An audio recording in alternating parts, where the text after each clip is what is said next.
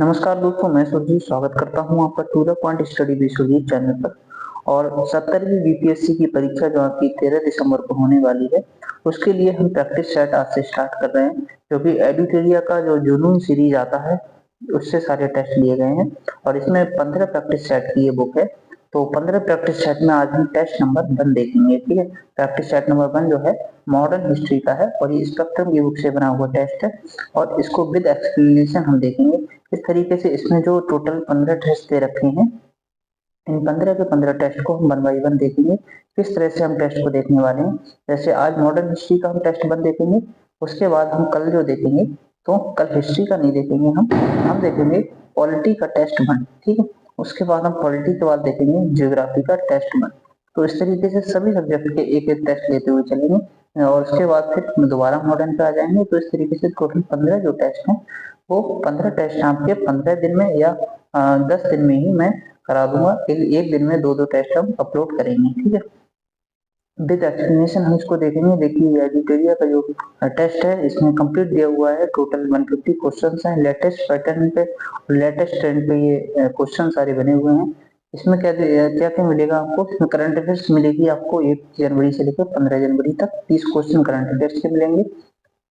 Negative marking 1/3 है और total question 150 है। ठीक है, स्पेक्ट्रम की बुक से ये बना हुआ है, चैप्टर 3 से लेकर चैप्टर 11 तक 120 क्वेश्चन आपकी स्पेक्ट्रम की बुक से मिलेंगे। ठीक, क्वेश्चन 1 है, किस पुर्तगाली शासक ने स्वयं को 16वीं शताब्दी के प्रारंभ में अरब, फारस और भारत के साथ होने वाले व्यापार का मालिक घोषित कर दिया था? तो मैनुअल प्रथम ने। ठीक, तो जो पुर्तगाली थे, इन्होंने 15वीं शताब्दी के अंत में और 16वीं शताब्दी की शुरुआत में हिंद महासागर के व्यापार पर अरब व्यापारियों के प्रभुत्व को नष्ट करने में ये जो है सफल रहे थे और इन्होंने अपनी स्थिति को अधिक सुदृढ़ कर लिया था। पुर्तगालियों की इस सुदृढ़ स्थिति के परिप्रेक्ष्य में पुर्तगाल के शासक जो मैनुअल प्रथम थे, इन्होंने जो है 1501 ईस्वी में स्वयं को अरब, फारस और भारत के साथ व्यापार का मालिक घोषित कर दिया था। ठीक, फिर नेक्स्ट है, जब तक आप समुद्री प्रभुत्व रखते हैं, आप भारत पर नियंत्रण रखेंगे और यदि आप ऐसी शक्ति नहीं रखते हैं तो आपको समुद्री तट पर किला उपलब्ध नहीं होगा। उपरोक्त प्रसिद्ध कथन भारत में पुर्तगाली शक्ति के अभ्युदय के संदर्भ में किनका है? तो ये कथन जो है वो किसका है, ये बताना है। तो ये कथन है फ्रांसिस्को डी अल्मीडा का। ठीक है, तो जो कथन है आपका ये भारत में पुर्तगाल के प्रथम गवर्नर जो थे फ्रांसिस्को डी अल्मीडा, इनका कथन है। ठीक, नेक्स्ट है क्वेश्चन 3। तो क्वेश्चन 3 देखेंगे, सूची 1 का सूची 2 से मिलान करना है। देखो, पुर्तगालियों ने गोवा पे अधिकार कब स्थापित किया था? तो ये स्थापित किया था 1510 में। ठीक है, और उसके बाद पुर्तगालियों ने अपना पहला दुर्ग या किला कोचीन में स्थापित कब किया था? ये किया था 1503 में। उसके बाद फ्रांसिस्को डी अल्मीडा को पुर्तगाली क्षेत्र के लिए भारत में प्रथम गवर्नर बनाया गया। कब? ये बनाया गया 1505 में। और पुर्तगालियों ने गोवा को अपनी राजधानी कब बनाया? 1530 में। ठीक है, तो इसका मतलब इसका आंसर क्या हुआ? 3, 1, 2, 4। ठीक है, राइट आंसर इसका हुआ सी। नेक्स्ट देख लेते हैं, पुर्तगालियों ने 1530 ईस्वी में भारत में अपना मुख्यालय कोचीन से गोवा स्थानांतरित कर लिया। इसमें आपको सही कथन बताना है। ठीक है, तो पहला क्या है, पुर्तगालियों ने 1530 ईस्वी में अपना मुख्यालय कोचीन से गोवा स्थानांतरित कर लिया, ये सही है। उसके बाद 1530 ईस्वी में अल्फांसो डी अल्बुकर्क भारत में पुर्तगालियों का वायसराय था। तो ये क्वेश्चन गलत है। क्यों? ये स्टेटमेंट गलत क्यों है? क्योंकि अल्फांसो डी अल्बुकर्क नहीं बल्कि नूनो दा कुन्हा जो था वो भारत में पुर्तगालियों का वायसराय था 1530 ईस्वी में। उसके बाद नेक्स्ट है, अल्फांसो डी अल्बुकर्क को भारत में पुर्तगाली शक्ति का वास्तविक संस्थापक माना जाता है, ये सही है। उसके बाद देखेंगे, अल्फांसो डी अल्बुकर्क ने ब्लू वाटर पॉलिसी की नीति अपनाई थी, ये गलत है। क्योंकि ये नीति जो अपनाई थी वो अपनाई थी जो फ्रांसिस्को डी अल्मीडा थे, इन्होंने। ठीक है, तो पहला और तीसरा सही हो गया, यानी राइट ऑप्शन सी। ठीक है, उसके बाद नेक्स्ट देखते हैं क्वेश्चन नंबर 5। डचों की व्यापारिक संस्था क्या कहलाती है? तो डचों की जो व्यापारिक संस्था है वो कहलाती है बीओसी यानी बॉक। यानी डचों की जो व्यापारिक संस्था है बीओसी डच संयुक्त कंपनी कहलाती है। और मार्च 1602 में, कब? मार्च 1602 में इसकी स्थापना जो है डच संसद के द्वारा पारित उद्घोषणा से की गई थी। एक नवीन प्रकार की संस्था थी, ये जो है एक नवीन प्रकार की संस्था थी और इसके द्वारा डचों को पुर्तगालियों की व्यापारिक सत्ता को कमजोर करने में बहुत ज्यादा मदद मिली। ठीक है, निम्नलिखित घटनाओं को कालक्रम के अनुसार सही क्रम में लगाना है। तो पहली जो घटना है तीसरा अंग्लो डच युद्ध, ये कब हुआ था? 1672 से 74 तक। ठीक है, 1672 से 74 तक। और बेदरा का युद्ध हुआ था 1759 में, 1759 में। ठीक है, उसके बाद जो अंग्रेजों को मुगल व्यापारिक फरमान, जिसको मैग्ना कार्टा है, ये कब आया था? ये आया था 1717 में। ठीक है, 1717 में। यानी ऑप्शन आपका कौन सा सही हुआ? 1, 3 और 2, यानी डी ऑप्शन सही है। ठीक है, पहला जो है तीसरा आंग्ल डच युद्ध हुआ, उसके बाद जो है मैग्ना कार्टा आया, फिर बेदरा का युद्ध हुआ 1759 में। ओके, नेक्स्ट देखते हैं। कथन ए को कथन ए और कारण आर पर विचार करना है, ये देख लेते हैं। कथन ए है, सर थॉमस लो ब्रिटिश सम्राट का दूत बनकर जहांगीर के दरबार में 1615 में उपस्थित हुआ था। ठीक है, उसके बाद कारण आर है, वह मुगल सम्राट जहांगीर के साथ वाणिज्यिक संधि करने में सफल रहा।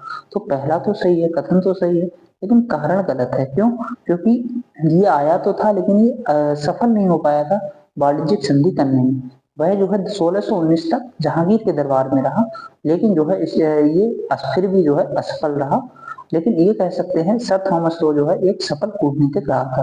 ठीक है, बाद में इन्होंने बहुत सारे कारखाने स्थापित किए, हालांकि ये उस टाइम वाणिज्यिक संधि नहीं कर पाया था। तो राइट आंसर इसका कौन सा है? सी। यानी सी कौन सा है? ए सही है, आर गलत है। ठीक है, नेक्स्ट देखते हैं। किस मुगल सम्राट ने 1717 ईस्वी में अंग्रेजी ईस्ट इंडिया कंपनी को शाही फरमान जारी करके विभिन्न व्यापारिक विशेषाधिकार प्रदान किए थे? तो किसको? फर्रुखशियर को। ठीक है, फर्रुखशियर को। तो 1707 ईस्वी में मुगल सम्राट जो औरंगजेब थे, इनकी मृत्यु के बाद मुगल साम्राज्य जो है वो कमजोर हो जाता है। इस स्थिति का लाभ उठाने के लिए उद्देश्य से क्या हुआ कि सन 1717 ईस्वी में जॉन सरमैन जो थे, इनकी अध्यक्षता में एक व्यापारिक शिष्टमंडल मुगल सम्राट फर्रुखशियर से एक फरमान प्राप्त करने में सफल रहा। और इस फरमान के द्वारा फर्रुखशियर ने अंग्रेज ईस्ट इंडिया कंपनी को अनेकों व्यापारिक विशेषाधिकार प्रदान किए। ठीक है, समझ लीजिए आप ये अंग्रेजी। उसके बाद फ्रांसीसी ईस्ट इंडिया कंपनी की स्थापना कब की गई थी? ये 1664 ईस्वी में की गई थी। ठीक है, फ्रांसीसी ईस्ट इंडिया कंपनी की स्थापना कब की गई थी? 1664 ईस्वी में। और लुई 14वें के शासनकाल में उसके एक मंत्री थे कॉलबर्ट, इनके द्वारा सन 1664 ईस्वी में ये इसकी स्थापना हुई थी, फ्रांसीसी ईस्ट इंडिया कंपनी की। ठीक, उसके बाद क्वेश्चन 10 है, कथन और कारण वाला है। कथन ए है, 1760 ईस्वी का वांडीवास की लड़ाई जो है वो भारतीय इतिहास के निर्णायक लड़ाई में से एक थी, एकदम सही बात है। और कारण आर है कि वांडीवास की लड़ाई ने भारत में फ्रांसीसी कंपनी के भविष्य का अंत कर दिया, ये भी एकदम सही है। और जो कारण है वो कथन की व्याख्या भी कर रहा है। इसका मतलब कौन सा ऑप्शन सही हुआ? Option A. ठीक है, ए और आर दोनों सही हैं, आर ए का सही स्पष्टीकरण कर रहा है। ठीक, नेक्स्ट देखते हैं। नेक्स्ट है आपका question 11। Danish east India company की भारत में मुख्य व्यापारिक केंद्र किस स्थान पर थी? तो डेनिश ईस्ट इंडिया कंपनी जो थी, इसका भारत में मुख्य व्यापारिक केंद्र जो था वो किस स्थान पे था? वो था श्रीरामपुर, बंगाल में। ठीक, तो डेनिश ईस्ट इंडिया कंपनी की स्थापना जो हुई थी आपकी, वो कब हुई थी? 1616 ईस्वी में।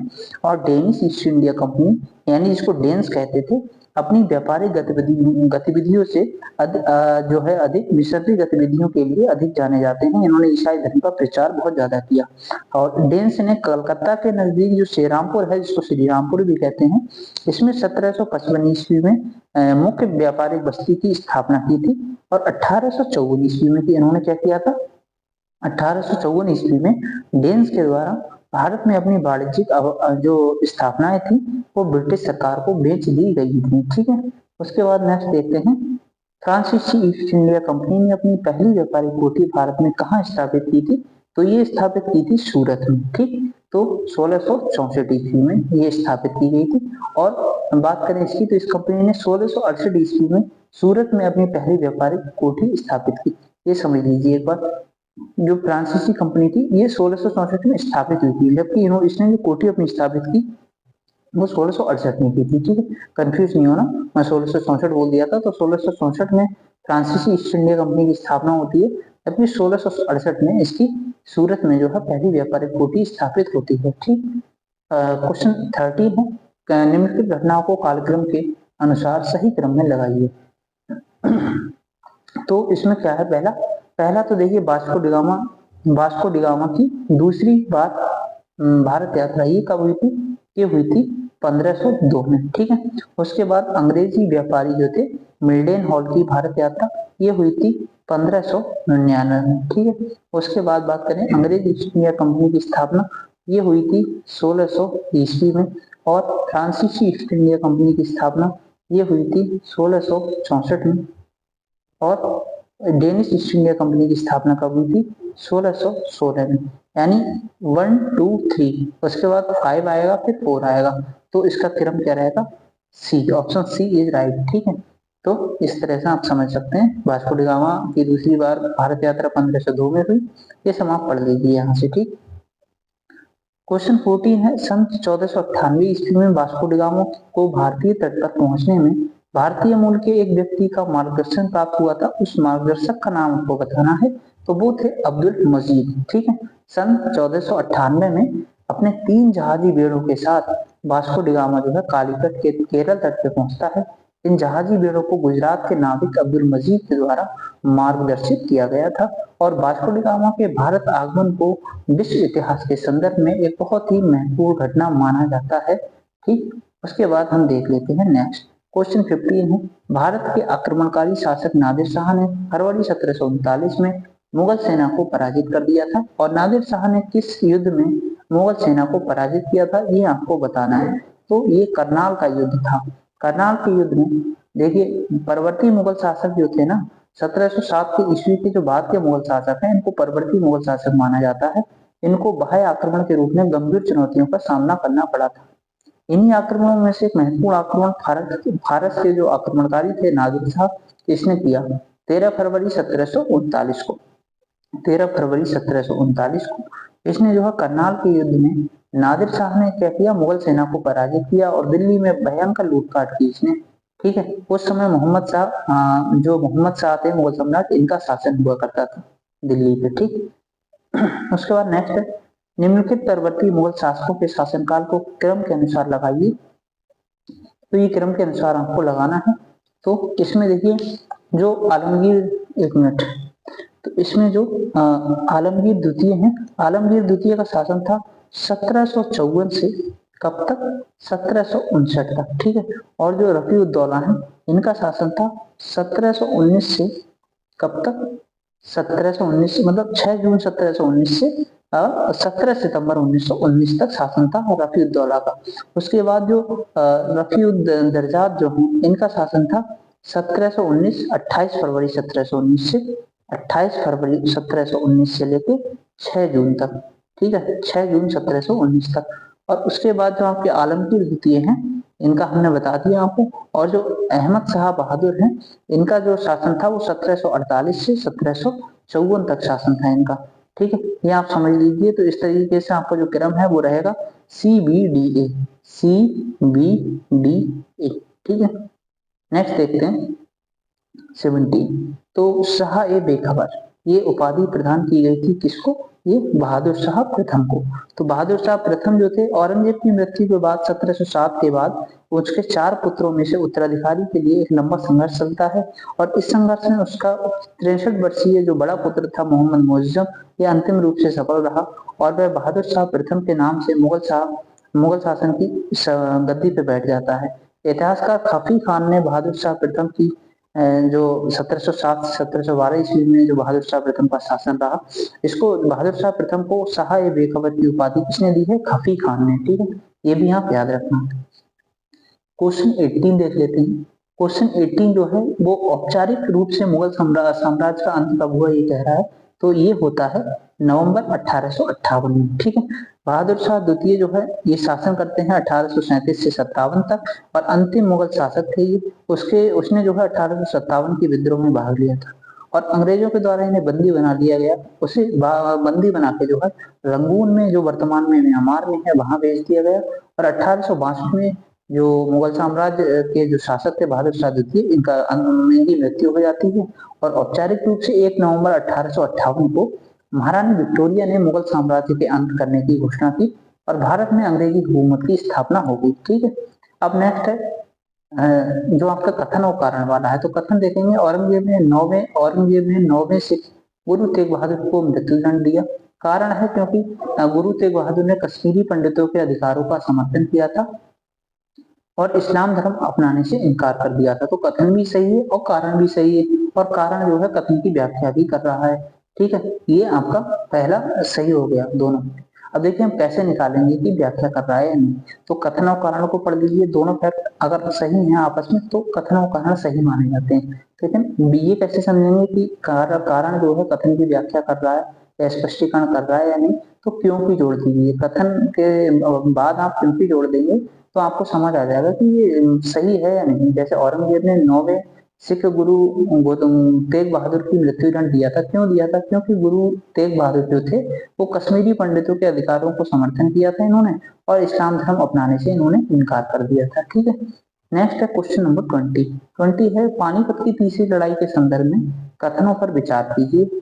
तो ये लड़ाई मराठों और अफगानों के बीच 14 फरवरी 1761 को लड़ी गई थी। क्या ये सही है? हाँ जी, ये सही है। इस लड़ाई में मराठों की ओर से विश्वासराव तथा सदाशिवराव भाऊ सहित लगभग 28,000 मराठे मारे गए थे।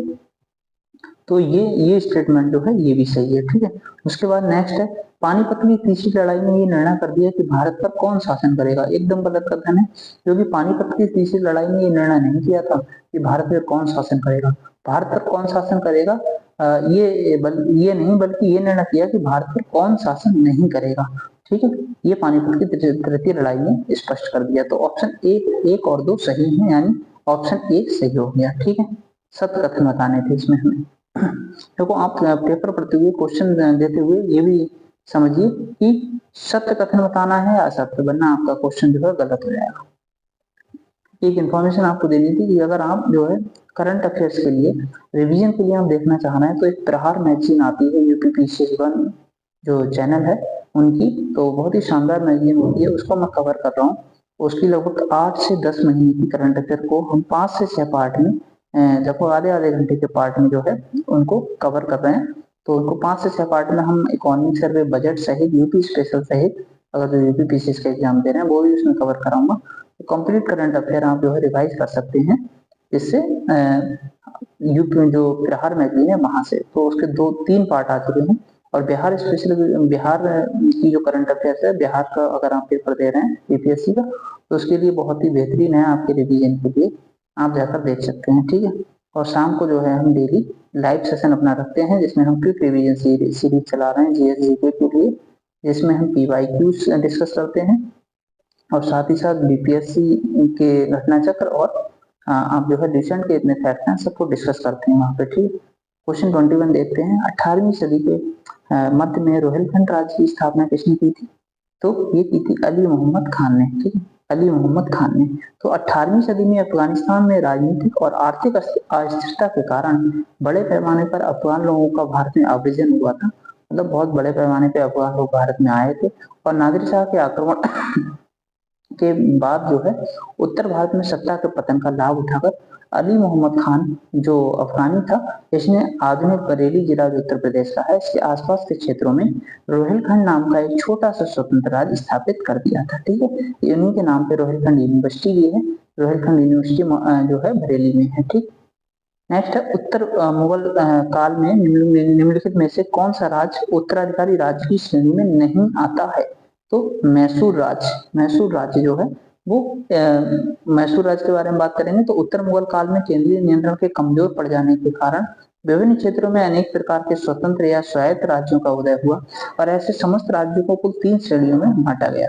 पहला उत्तराधिकारी राज्य थे, दूसरे स्वतंत्र राज्य थे, और तीसरे मुगलों के विद्रोहियों द्वारा स्थापित नए राज्य थे। ठीक है। तो उत्तराधिकार राज्य में कौन आते थे? वैसे राज्य जो उत्तराधिकार राज्य होते थे जो मुगल साम्राज्य के प्रत्यक्ष नियंत्रण में रहते, मतलब और अब उनके नियंत्रण से बाहर होकर स्वतंत्र या स्वायत्त रूप से स्थापित हो गए। अवध, बंगाल तथा हैदराबाद ऐसे ही उत्तराधिकार राज्य की श्रेणी में आते हैं। उसके बाद जो मैसूर था वो स्वतंत्र रूप से स्वतंत्र राज्य में सम्मिलित था। ठीक है। नेक्स्ट देख लेते हैं क्वेश्चन नंबर 23। तो 23 क्या कहता है? उत्तर मुगल कालीन राज्य तथा जो सूची 2 दे रखी है वो संस्थापकों की दे रखी है। कौन से राज्य की स्थापना किसने की थी ये बताना है आपको। तो जो बंगाल है, बंगाल की स्थापना किसने की थी? तो ये की थी मुर्शिद कुली खान ने। अवध की स्थापना किसने की थी? तो ये की थी शहादत खान ने। ठीक है। हैदराबाद की निजाम उल मुल्क ने, मैसूर की हैदर अली ने। तो आपका 3214 यानी ऑप्शन 3241 यानी ऑप्शन कौन सा सही हो गया? ऑप्शन बी सही हो गया। ठीक है। नेक्स्ट देख लेते हैं। नेक्स्ट है आपका क्वेश्चन नंबर 24 में है पंजाब के प्रसिद्ध शासक महाराज रणजीत सिंह का संबंध किस सिख मिसल से है? तो ये इनका जो पंजाब के प्रसिद्ध शासक थे महाराज रणजीत सिंह, इनका संबंध है शुकर चकिया मिसल से। ठीक है। तो 18वीं 19वीं सदी में पंजाब को एक शक्तिशाली और सुदृढ़ राज्य स्थापित करने में महाराजा रणजीत सिंह जो थे इनकी बहुत ही महत्वपूर्ण योगदान रहा है इसमें। देखिए ये समझ लीजिए कि ये मतलब टोटल 12 मिसल थे, जिसमें से एक छोटी सी मिसल थी शुकर चकिया मिसल। इसमें इसके जो है ये इससे संबंधित है इनका महाराजा रणजीत सिंह का। ठीक है। उसके बाद नेक्स्ट है मराठा साम्राज्य के प्रथम पेशवा कौन थे? तो मराठा साम्राज्य के जो प्रथम पेशवा थे वो बालाजी विश्वनाथ थे। ठीक। तो बालाजी विश्वनाथ जो थे इनका शासनकाल रहा 1713 से 1720 तक। 1713 से 1720 तक। ठीक है। इन्होंने शासन किया और प्रथम पेशवा के रूप में ये जो है नियुक्त थे और शिवाजी के पौत्र साहू द्वारा इनकी नियुक्ति जो है की गई थी। समझ गए? और बालाजी विश्वनाथ ने साहू को उसकी जो ताई थी ताराबाई, इसके साथ संघर्ष में काफी महत्वपूर्ण योगदान दिया था। देखिए हम कंप्लीट व्याख्या जो आपकी इस बुक में दे रखी है उस कंप्लीट व्याख्या को डिस्कस कर रहे हैं, तो हो सकता है क्लास थोड़ा लंबा रहे, बट आपको जो है सारे फैक्ट मैं इसमें डिस्कस कर रहा हूँ उस क्वेश्चन से संबंधित। नेक्स्ट है क्वेश्चन नंबर 26। लखनऊ स्थित बड़ा इमामबाड़ा का निर्माण किसने करवाया था? तो ये करवाया था आसिफउद्दौला ने। ठीक है। तो समझ लीजिए, देखिए जो अवध के नवाब थे आसिफउद्दौला, इन्होंने 1784 ईस्वी में तब 1784 में लखनऊ का प्रसिद्ध बड़ा इमामबाड़ा जो मुहर्रम त्योहार मनाने के लिए एक भवन है इसका निर्माण करवाया था। ठीक है। नेक्स्ट है राजा मार्तंड वर्मा का संबंध 18वीं सदी के किस क्षेत्रीय राज्य से है? तो इनका संबंध है त्रावणकोर से। ठीक। तो 1729 ईस्वी के पश्चात त्रावणकोर तब महत्वपूर्ण होता चला गया जब इसके राजा मार्तंड वर्मा ने पश्चिमी तर्ज पर प्रशिक्षित और आधुनिक हथियारों से सुसज्जित आधुनिक सेना की मदद से डचों को केरल क्षेत्र से बाहर कर दिया और अन्य सामंती प्रमुखों पर अपना प्रभुत्व स्थापित कर ली थी। ठीक है। उसके बाद नेक्स्ट देखते हैं क्वेश्चन नंबर 28। अंग्रेजी ईस्ट इंडिया कंपनी और बंगाल के नवाब के बीच किस वर्ष अलीनगर की संधि हुई थी? तो ये हुई थी 1757 यानी 1757 में, यानी प्लासी के युद्ध से पहले बंगाल के नवाब सिराजुद्दौला और ईस्ट इंडिया कंपनी के बीच फरवरी 1757 में अलीनगर की संधि की गई। दरअसल ये संधि अंग्रेजों द्वारा कलकत्ता पर पुनः अधिकार कर लेने के बाद की गई थी। इस संधि की प्रमुख बातों की अगर हम बात करें उनको भी समझ लीजिए पॉइंट्स में। तो पहला इसका प्रमुख बात थी कि ईस्ट इंडिया कंपनी को मुगल बादशाह के फरमान के अनुसार फिर से व्यापार की सुविधाएं बहाल करना। ठीक है। और नेक्स्ट है कलकत्ता पर अधिकार करने में अंग्रेजों की जो क्षति हुई उसका हर्जाना नवाब को देना। और थर्ड है अंग्रेजों को जो कलकत्ता में सिक्के ढालने का अधिकार प्राप्त जो है वो हो गया था इस संधि के बाद। ठीक है। फिर नेक्स्ट है क्वेश्चन 29। बंगाल के निम्नलिखित नवाबों का शासन क्रम कालक्रम के अनुसार लगाना है आपको। तो इसमें पहले थे मुर्शिद कुली खान। ठीक है। नंबर 1 पे कौन थे? मुर्शिद कुली खान। इन्होंने 1700 से लेके 1727 तक शासन किया। उसके बाद नेक्स्ट थे शाह सूजा ने 1727 से 1739 तक शासन किया। ठीक है। 39 तक। उसके बाद नेक्स्ट है सरफराज खान। इन्होंने 1739 से लेके कब 1740 तक शासन किया। नेक्स्ट है अलीवर्दी खान, इन्होंने 1740 से लेकर 1756 तक शासन किया था। ठीक है, थोड़ा लिखने में स्क्रीन छोटी है मोबाइल की तो लिखने में थोड़ा दिक्कत होती है, बट मैं आपको बोलता जा रहा हूँ साथ साथ, आप समझ लीजिए। तो इसका राइट आंसर है 1432। 1432 किस में आ रहा है? सी में। ठीक है, नेक्स्ट है क्वेश्चन नंबर 30। तो रिक्त स्थान की पूर्ति उचित विकल्प के आधार पर कीजिए। तो कह रहे हैं इस पे दे रखा है कि तक, ये इसमें ये सन आएगी कोई, तक बंगाल का इतिहास नवाब से अंग्रेजों को राजनीतिक सत्ता के क्रमिक हस्तांतरण का इतिहास है। तो ये है 1757 से 1765 का जो इतिहास है, ये बंगाल के, देखिए बंगाल का जो इतिहास है ना 1757 से 1765 ईस्वी का, इसमें जो है नवाब से अंग्रेजों को राजनीतिक सत्ता के क्रमिक हस्तांतरण का ये इतिहास है। और 8 वर्षों के इस संक्षिप्त समय के दौरान बंगाल में 3 नवाब, कौन कौन? सिराजुद्दौला, मीर जाफर और मीर कासिम ने शासन किया था। इस दौरान जो है प्लासी का युद्ध हुआ और बक्सर का युद्ध, यानी प्लासी की लड़ाई 1757, बक्सर की लड़ाई 1764 ये हुई थी, जिसने क्रमिक रूप से बंगाल में ब्रिटिश शासन को स्थापित कर दिया था। नेक्स्ट देखते हैं प्लासी का युद्ध। तो प्लासी के युद्ध के संबंध में आपको बताना है सत्य कथन कौन सा सही है। ये युद्ध जो हुआ था वो 23 दिसंबर 1757 को हुआ था, एकदम गलत। ये युद्ध हुआ था 23 जून 1700 जून में हुआ था। ठीक है, 23 जून 1757 को डेट यही है, बट जून में हुआ था 23 जून 1757 को। उसके बाद हम समझते हैं कि ये युद्ध जो है अंग्रेजी ईस्ट इंडिया कंपनी और बंगाल के नवाब सिराजुद्दौला के बीच लड़ा गया था, एकदम सही है। इस युद्ध के दौरान जो है 24 परगना की जमींदारी भी ईस्ट इंडिया कंपनी को प्राप्त हो गई थी, ये भी सही है। तो राइट आंसर है इसका 2 और 3, यानी 2 और 3 सी सही है। ठीक है, उसके बाद 32 देखते हैं। निम्न में से किसने अपनी राजधानी मुर्शिदाबाद से मुंगेर स्थानांतरित की थी? तो किसने स्थानांतरित की थी? मीर कासिम। मीर कासिम जो है इन्होंने 1760 ईस्वी में अंग्रेजों ने मीर जाफर को बंगाल के नवाब के पद से अपदस्थ कर मीर कासिम को बंगाल का नवाब बनाया और मीर कासिम अलीवर्दी खां के उत्तराधिकारियों में सबसे योग्य था। अंग्रेजों की चाल से भलीभांति परिचित भी था, अतः उसने क्या किया, कलकत्ता में स्थित कंपनी से सुरक्षित दूरी बनाए रखने के लिए उसने अपनी राजधानी मुर्शिदाबाद से मुंगेर स्थापित कर ली। ठीक है, फिर नेक्स्ट देखते हैं क्वेश्चन नंबर 33। 33 है बंगाल में द्वैत शासन को स्थापित करने वाले, द्वैत शासन का अंत करने वाले गवर्नर कौन थे? तो देखिए समझिए, आप ये क्रमशः बताना है आपको कि बंगाल में द्वैत शासन को स्थापित करने वाला और द्वैत शासन को अंत करने वाला ये गवर्नर कौन थे? तो क्लाइव ने जो है द्वैत शासन को स्थापित किया और हटाया किसने था? वॉरेन हेस्टिंग ने। तो क्लाइव और वॉरेन हेस्टिंग वाला ऑप्शन सही है, राइट ऑप्शन बी। तो बंगाल में जो है 1765 से 1772 ईस्वी का काल, यानी 1765 टू 1772 इसका जो काल था वो द्वैत शासन के रूप में जाना जाता है। उसे द्वैत शासन इसलिए कहा जाता है कि बंगाल को जीतने के बाद ईस्ट इंडिया कंपनी ने फौजदारी मामलों से संबंधित प्रशासन को बंगाल के कठपुतली नवाब के हाथों में बने रहने दिया, लेकिन जो कर वसूली है यानी जो वित्त का अधिकार है वो कंपनी ने अपने हाथों में ले लिया, मतलब पैसा कंपनी ने अपने कंट्रोल में कर लिया। शासन कौन करेगा? प्रशासन का काम कौन देखेगा? देखभाल कौन करेगा? वो करेगी जो है जो बंगाल के शासक थे वो करेंगे। ठीक है, दूसरे शब्दों में हम ये कह सकते हैं कि एक ही राज्य क्षेत्र यानी बंगाल में नवाब और कंपनी दोनों की अलग अलग स्वतंत्र सत्ता थी। ठीक है, और देखो द्वैत शासन को लागू करने वाला तो रॉबर्ट क्लाइव हो गया और इसको हटाया किसने? वॉरेन हेस्टिंग ने। देखिए हम संपूर्ण व्याख्या को डिस्कस कर रहे हैं, अगर क्लास बड़ी हो तो आप धैर्य के साथ इसको देखें, आपको एक एक फैक्ट क्लियर हो जाएगा और आपको कहीं से भी इसे पढ़ने की जरूरत नहीं पड़ेगी। तो द्वितीय आंग्ल मैसूर युद्ध कब लड़ा गया था? ये 1780 से 84 के बीच लड़ा गया था।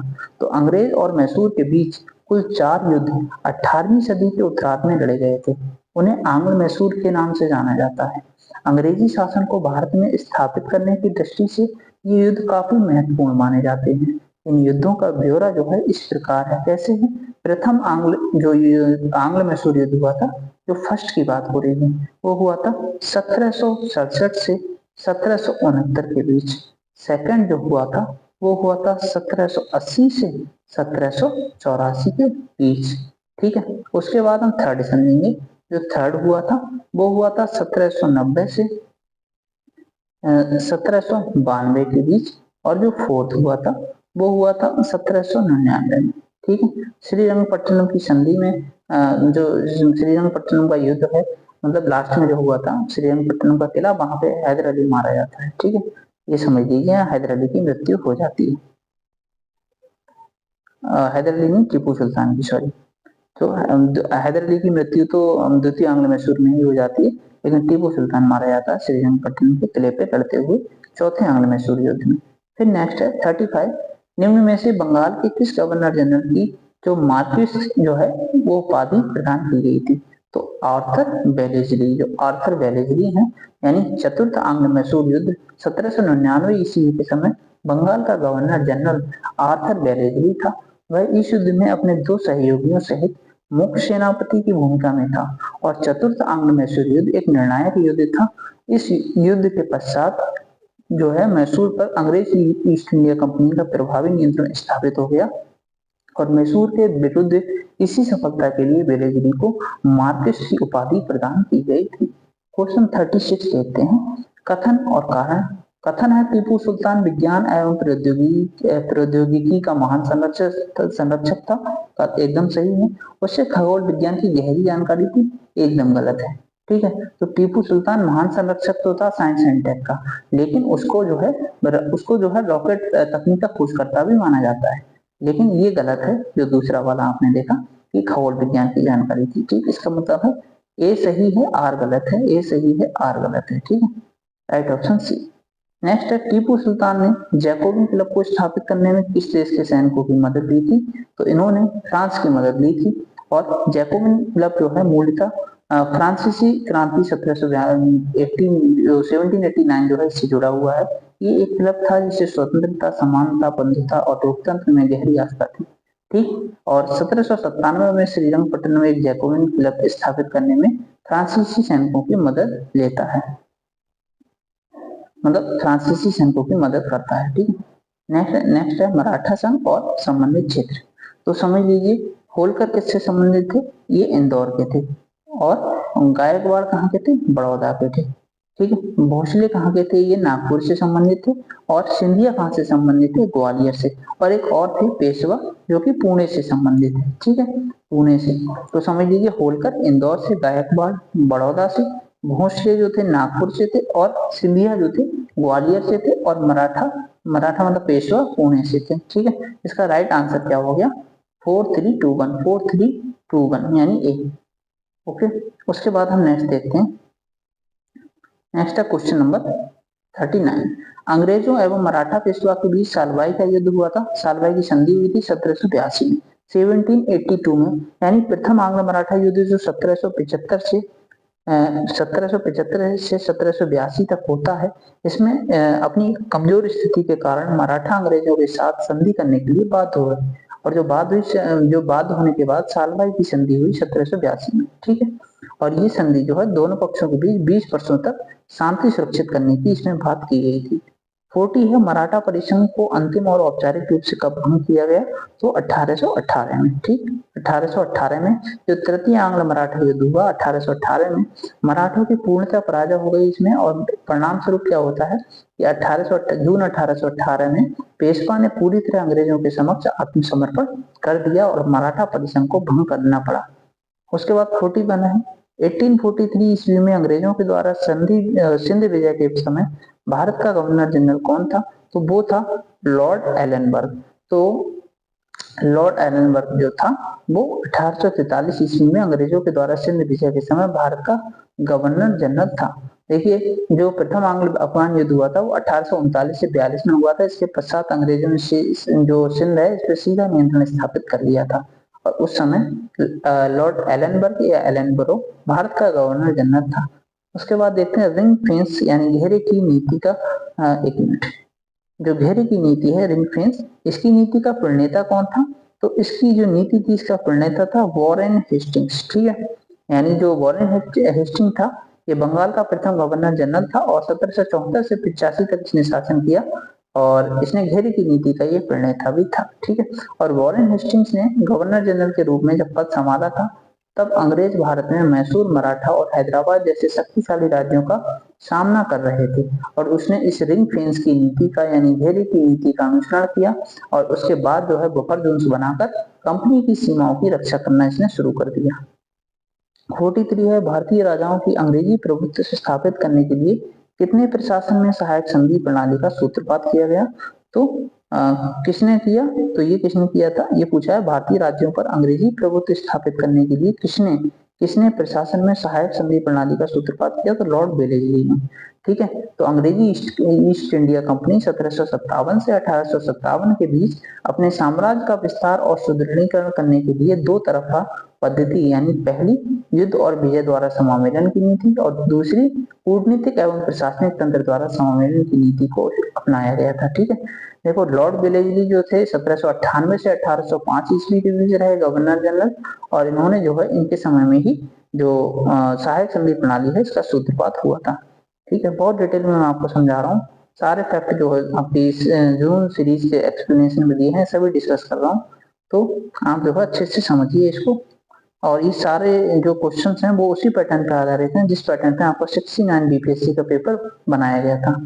नेक्स्ट, निम्नलिखित पर विचार कीजिए जिन्होंने लॉर्ड वेलेस्ली के साथ सहायक संधि की थी और उनके द्वारा किए गए संधियों का सही क्रम भी बताना है आपको।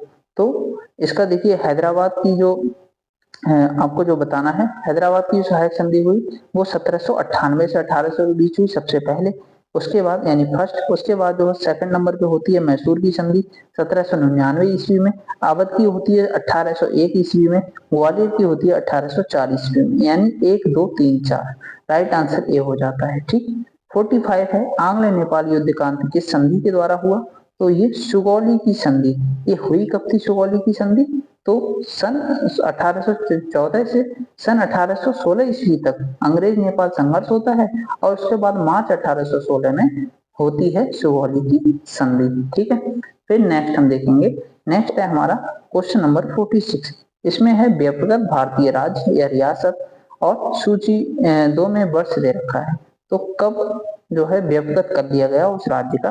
तो सतारा का 1848 में, जयपुर का 1849 में, झांसी 1853, नागपुर 1854, यानी 1 2 3 4 सभी के सभी मैच वो यहाँ पे हो रहे हैं। तो देखिए राज्य का जो व्यक्तिगत सिद्धांत है यानी डॉक्ट्रिन ऑफ लैप्स की नीति है, इसका प्रतिपादन किया था भारत के गवर्नर जनरल लॉर्ड डलहौजी और लॉर्ड डलहौजी का शासनकाल रहा 1848 से 56 के बीच। ठीक है, इसमें लॉर्ड डलहौजी का मानना था कि छद्म रजवाड़े यानी जो छद्म रजवाड़े और कृत्रिम मध्यस्थ शक्ति हैं इनको प्रशासन की पुरानी पद्धति से प्रजा को परेशानियों का सामना करना पड़ता है, मतलब इस तरीके से उसने साजिश या जाल बिछा के उन राज्यों को हड़प लिया, अपने शासन में मिला लिया, ब्रिटिश शासन में।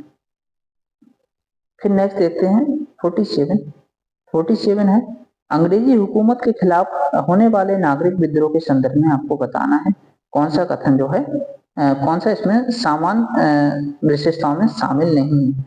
ठीक है, अंग्रेजी हुकूमत के खिलाफ होने वाले नागरिक विद्रोह के संदर्भ में, तो इसमें नागरिक विद्रोह के नेता प्रगतिशील विचारों वाले थे, यही गलत है, तो यही पूछा है, यही शामिल नहीं था, तो पहला यानी केवल एक ये जो है शामिल नहीं था, बाकी नागरिक विद्रोह स्थानीय कारणों एवं समस्याओं के परिणाम से ये सही है।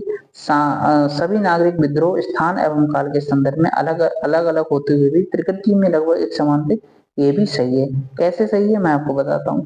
देखिए लगभग सभी नागरिक विद्रोह के नेता जो थे अर्ध सामंतवादी यानी दकियानूसी और पुरातन पंथी विचारधारा वाले थे, ना कि प्रगतिशील विचारधारा वाले। ठीक, उनका मूलभूत उद्देश्य शासन और सामाजिक संबंधों के पुरातन रूप और व्यवस्था को बनाए रखना था। इस प्रकार कथन एक आपका जो है नागरिक विद्रोह की सामान्य विशेषता के अंतर्गत नहीं आता है और बाकी 2 और 3 सामान्य विशेषता के अंतर्गत आते हैं। नेक्स्ट है क्वेश्चन 48, बंकिम चंद्र चट्टोपाध्याय के द्वारा रचित प्रसिद्ध बांग्ला उपन्यास आनंदमठ ने किस नागरिक विद्रोह के बारे में सूचना प्रदान की है? तो सन्यासी विद्रोह के बारे में। सन्यासी विद्रोह हुआ कब था? तो 1763 से 1820 ईस्वी में बंगाल में अंग्रेजी हुकूमत के विरुद्ध होने वाला भारत का पहला नागरिक विद्रोह ये माना जाता है। ठीक, और इसका जो है बात करें तो दरअसल 1770 के दशक में बंगाल में भयानक जो है अकाल पड़ता है जिससे वहां के निवासी त्रस्त हो जाते हैं। फिर जो है इस क्रम में ये सन्यासी विद्रोह होता है। नेक्स्ट है किस क्षेत्र में पाइका विद्रोह, यानी 1817 का जो पाइका विद्रोह था ये हुआ था, तो ये हुआ था उड़ीसा के क्षेत्र में। ठीक, तो 1803 ईस्वी में उड़ीसा पर विजय हासिल कर लेते हैं कौन, ईस्ट इंडिया कंपनी।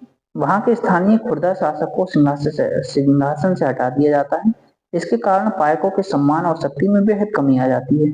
इसके कारण बख्शी जगबंधु विद्याधर और जो खुर्दा के राजा की सेना का अधिक सेनापति था, इसके नेतृत्व में पायकों ने विद्रोह किया था 1817 में। ठीक, सूरत के नमक विद्रोह की घटना कब होती है, ये होती है 1844 में। ओके, तो अंग्रेजों के विरुद्ध एक प्रबल भावना का विस्फोट सूरत के स्थानीय लोगों के द्वारा 1844 ईस्वी में उस समय उठ खड़ा हुआ जब नमक कर को 50 पैसे से बढ़ाकर 1 रुपए कर दिया गया। समझ रहे हैं आप, 1 रुपए कर दिया गया था नमक कर, तब ये हुआ था नमक विद्रोह। सूची वन को सूची 2 से मिलाना है। सूची वन विद्रोह दे रखे हैं, ये काल दे रखे हैं। तो बघेरा विद्रोह कब हुआ था, जो बघेरा विद्रोह हुआ था वो 1818 से 1820 के बीच हुआ था।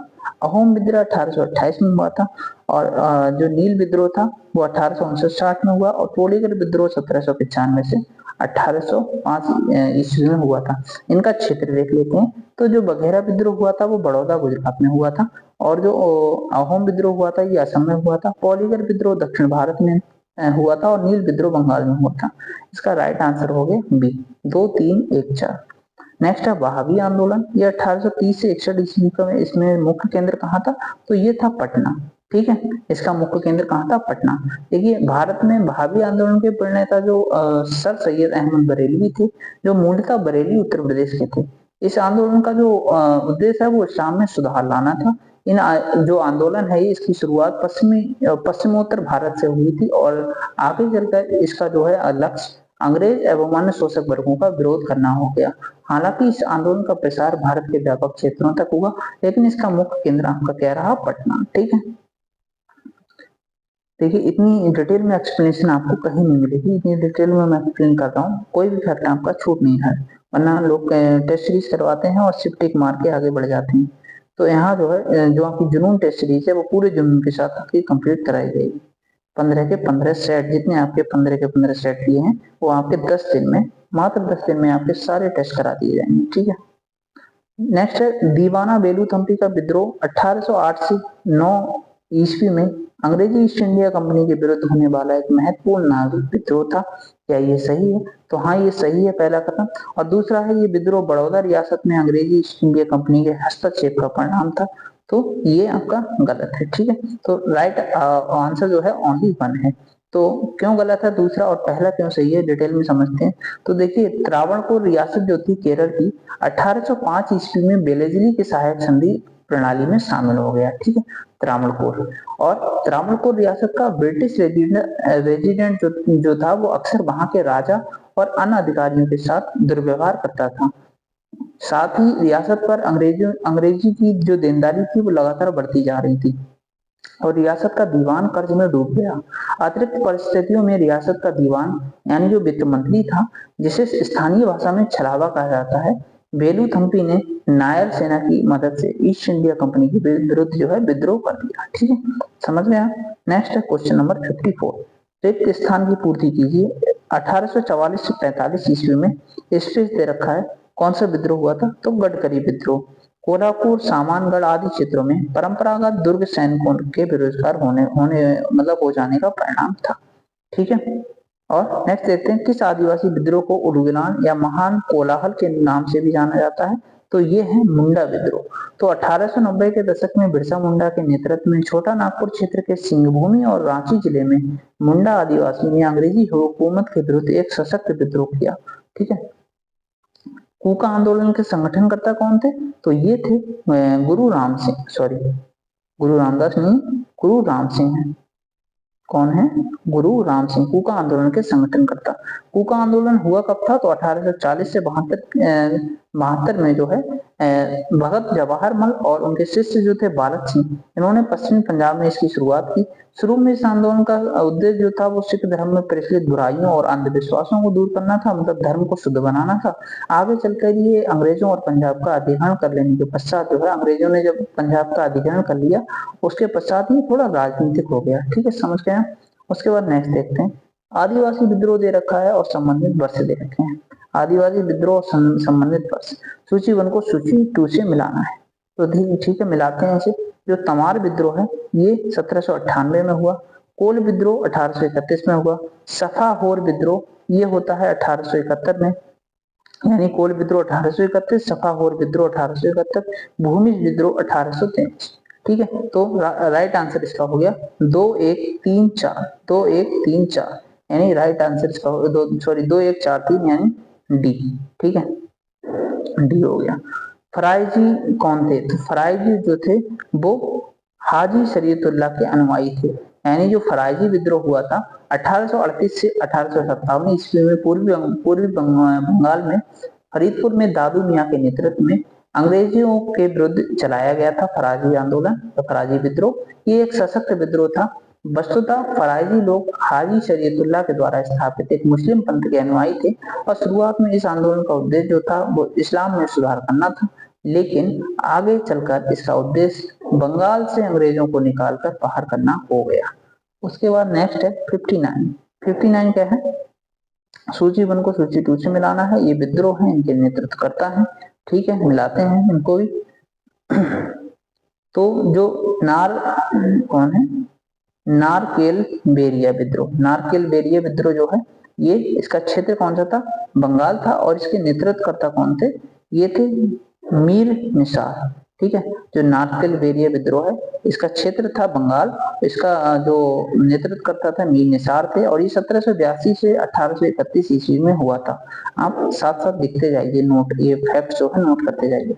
नायक विद्रोह हुआ था, ये बंगाल के क्षेत्र में हुआ था, और ये अचल सिंह इसके नेतृत्वकर्ता थे। 1806 में 1806 से 1816 ईस्वी के बीच हुआ।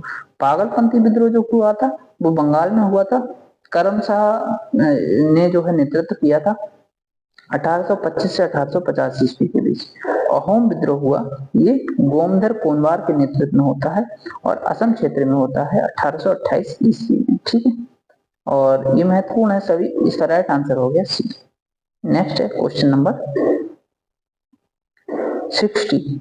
तो विद्रोह दे रखे हैं, उनके नायक दे रखे हैं, तो बताना है। तो देखिए कौन से सही सुमेलित हैं, युग में सही है बताना है। तो रामोसी विद्रोह का जो नेतृत्व किया था वो चित्तूर सिंह ने किया, सही है। उसके बाद बताना है जो सफाहोर विद्रोह खासी विद्रोह है इसका नेतृत्व किया तीरथ सिंह ने, ये भी सही है। सफाहोर विद्रोह जो है, जो सफाहोर विद्रोह ये दशरथ मांझी ने किया था, इसका नेतृत्व, ये गलत है। तो जो सफाहोर विद्रोह है ये 1871 में इसके नायक थे कौन? भागीरथ मांझी। ठीक है, भागीरथ मांझी, ना कि दशरथ मांझी। राइट ऑप्शन हो गया 1 और 2। नेक्स्ट देखते हैं क्वेश्चन नंबर 61। कथन और कारण वाला ये फिर से है, तो कथन और कारण वाला देखते हैं। देखिए सन 1857 में ब्रिटिश ईस्ट इंडिया कंपनी के विरुद्ध सशक्त विद्रोह खड़ा किया गया था। क्या ये सही है? तो ये जो है एकदम सही है। और ब्रिटिश विस्तारवादी नीतियों और आर्थिक शोषण और विभिन्न वर्षों में प्रशासनिक नवोन्मेषों ने विभिन्न भारतीय समुदायों को प्रतिकूल रूप से प्रभावित किया, ये भी सही है। और कथन कारण की व्याख्या भी करता है, यानी पहला ऑप्शन सही है। कथन ए और आर दोनों सही हैं, और आर ए का सही स्पष्टीकरण करता है। कैसे सही है बता देते हैं आपको। देखिए प्लासी का युद्ध जो हुआ था वो 1757 ईस्वी में हुआ था। इसके बाद से लगातार ब्रिटिश विस्तारवादी नीतियां जो है आर्थिक शोषण और विभिन्न वर्षों में जो है भारतीय राज्यों के शासक, सिपाहियों, जमींदारों, किसानों, व्यापारियों, शिल्पकारों, इन सभी की स्थिति को प्रतिकूल रूप से प्रभावित कर रहे थे अंग्रेज। ठीक है, और ये धीमी गति से बढ़ता असंतोष 1857 में एक सशक्त विद्रोह के रूप में उभरता है, और इसका जो है इसीलिए कथन और कारण दोनों ही सही। 62 में देखें 1857 ईस्वी में विद्रोह का प्रतीक क्या था? कमल और रोटी। ठीक, कमल और रोटी, रोटी मतलब चपाती। तो 1857 के विद्रोह का प्रतीक था कमल और रोटी। नेक्स्ट देखते हैं मौलवी अहमदुल्ला जो थे,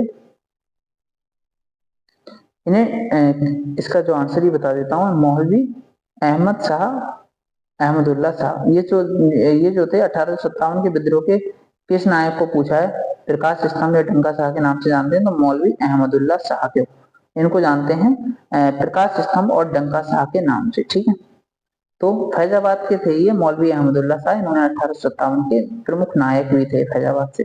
64 है नीलांबर और पीतांबर 1857 ईस्वी के विद्रोह के प्रमुख नायक थे। वे किस क्षेत्र से संबंधित थे? तो वो थे झारखंड से संबंधित, ठीक है। नीलांबर और पीतांबर वर्तमान झारखंड राज्य के भोक्ता समुदाय के दो भाई थे जिन्होंने 1857 में ईस्ट इंडिया कंपनी के खिलाफ विद्रोह किया था। नेक्स्ट देख लेते हैं 65। 1857 के विद्रोह के नायक दे रखे हैं और उनका सुमेलन करना है। कौन से क्षेत्र से थे ये, ठीक है, सूची 1 सूची 2। तो देखते हैं गोरखपुर से कौन थे। गोरखपुर से जो आपके गजाधर सिंह थे ये थे। मथुरा से आपकी देवी सिंह थी ना, और मेरठ से आपके थे कदम सिंह, और ग्वालियर से तात्या टोपे, ठीक है। इन्होंने 1857 के विद्रोह का जो है नेतृत्व किया। ऑप्शन बी सही है इसका। क्वेश्चन नंबर 66 ये देख लेते हैं। 66 है 1857 का विद्रोह सचेत संयोग से उपजा एक राष्ट्रीय विद्रोह था। उपरोक्त कथन ये किसका है? तो ये कथन है बेंजामिन डिज़रायली का, ठीक है। वह विद्रोह के बीच एकमात्र पुरुषत्व यानी पौरुष वाली महिला थी झांसी की रानी की वीरता के संदर्भ में उपरोक्त कथन किसका है? ये है सर हीरोज का। खूब लड़ी मर्दानी वह तो झांसी वाली रानी थी, ठीक है। ये वाली जो है सर हीरोज का ही कथन है, मतलब ये रचना तो लिखी है सुभद्रा कुमारी चौहान ने, लेकिन ये कथन जो है पौरुष वाली महिला, ये सर हीरोज ने कहा था। 1857 की क्रांति की शुरुआत कहाँ से हुई थी? तो ये क्रांति की शुरुआत हुई थी आपके मेरठ से, ठीक है। तो मेरठ से ये समझ लीजिए कि 10 मई 1857 को इसकी शुरुआत यहाँ से हुई थी, मेरठ से। यानी दिल्ली में लगभग दिल्ली से 58 किलोमीटर दूर मेरठ पड़ता है, यहाँ से ये शुरुआत हुई थी 1857 की क्रांति की। कब? 10 मई 1857 को। उसके बाद नेक्स्ट देखते हैं हम 1857 की क्रांति के नायक जो थे मंगल पांडे, इनको फांसी कब हुई थी? फांसी की सजा इनको कब हुई थी? तो ये हुई थी 8 अप्रैल 1857 को, ठीक है। तो जो 1857 की क्रांति का सूत्रपात था वो बैरकपुर छावनी के स्वतंत्रता प्रेमी सैनिक मंगल पांडे ने किया, और 29 मार्च 1857 को ये नए कारतूस के प्रयोग के विरुद्ध मंगल पांडे ने एकदम क्रांति ला दी, और 8 अप्रैल 1857 को उन्हें इस गुनाह के लिए, गुनाह अंग्रेजों ने इस चीज को गुनाह कहा, और 8 अप्रैल 1857 को इनको फांसी दे दी गई। नेक्स्ट है बनारस क्षेत्र में 1857 ईस्वी की क्रांति का दमन करने वाले अंग्रेज सैन्य कमांडर कौन थे? तो ये थे कर्नल जेम्स नील, ठीक है। उसके बाद देखते हैं 71 है 1857 ईस्वी की क्रांति की देशव्यापी शुरुआत के लिए कौन सी तिथि को निर्धारित किया गया है? तो ये 31 मई 1857, यानी 1857 की क्रांति की जो देशव्यापी शुरुआत के लिए 31 मई 1857 का दिन निर्धारित किया गया था, लेकिन सैनिकों ने आक्रोश में आकर निश्चित समय के पूर्व ही 10 मई 1857 को विद्रोह का सूत्रपात कर दिया, और कहीं ना कहीं ये भी विद्रोहियों की एक रणनीतिक भूल थी जो क्रांति की असफलता का कारण बनी, ठीक है। समय से पहले क्रांति कर देना। श्वेत विद्रोह यानी व्हाइट म्यूटनी का क्या तात्पर्य है? तो व्हाइट म्यूटनी का तात्पर्य है ईस्ट इंडिया कंपनी के ब्रिटिश सैनिकों का विद्रोह, ठीक है। ईस्ट इंडिया कंपनी के ब्रिटिश सैनिकों का विद्रोह ये श्वेत विद्रोह या व्हाइट म्यूटनी कहलाता है। 73 है 73 है 1857 ईस्वी के विद्रोह का एक प्रमुख तत्व हिंदू मुस्लिम एकता भी माना जाता है। कौन सा घोषणा पत्र इसकी पुष्टि करता है? तो ये इसकी पुष्टि करता है आजमगढ़ घोषणा पत्र। इसको समझ लीजिए 1857 ईस्वी के विद्रोहियों के द्वारा की गई घोषणाओं में धर्म या जाति के आधार पर कोई भी विभेद नहीं किए जाने की बात कही गई थी, और अगस्त 1857 का आजमगढ़ घोषणा पत्र इस बात की पुष्टि भी करता है। ये घोषणा पत्र हिंदुस्तान के लोगों की बात करता है और बताता है कि अंग्रेजी हुकूमत में हिंदू और मुसलमान दोनों क्यों खो रहे थे, और बहादुर शाह जफर के नाम से जारी इस घोषणा पत्र में किसी के धर्म पर विचार किए बिना लोगों की भलाई के लिए अंग्रेजों के विरुद्ध संघर्ष में साथ देने हेतु धर्म और जाति के ऊपर उठकर लोगों से आह्वान किया गया था, ठीक है। 74 देख लेते हैं। कथन और कारण वाला है ये। तो कथन है 19वीं शताब्दी के सामाजिक आर्थिक सुधार आंदोलन के कारण भारत का आधुनिकीकरण हुआ। क्या ये सही है? एकदम सही है। कारण है क्योंकि सामाजिक धार्मिक आंदोलनों के जड़ में बुद्धिवाद, मानववाद और वैज्ञानिक दृष्टिकोण जैसे विचार थे तो आधुनिकता के आधार माने जाते हैं।